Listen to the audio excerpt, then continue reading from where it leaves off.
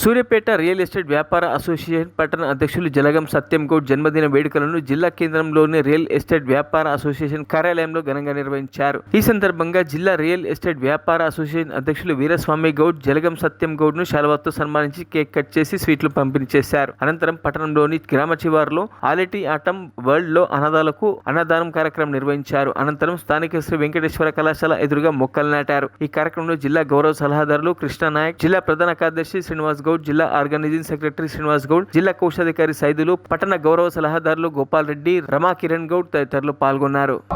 ప్రధాన కార్యదర్శి బిన్నా శ్రీనివాస్ రెడ్డి గారు, మరి మా ఉపాధ్యక్షుడు మల్లయ్య గారు, మా ఆకుల మారయ్య గారు, అదేవిధంగా గిరి గారు, అదేవిధంగా ఇక్కడికి రావడం జరిగింది కార్యాలయానికి.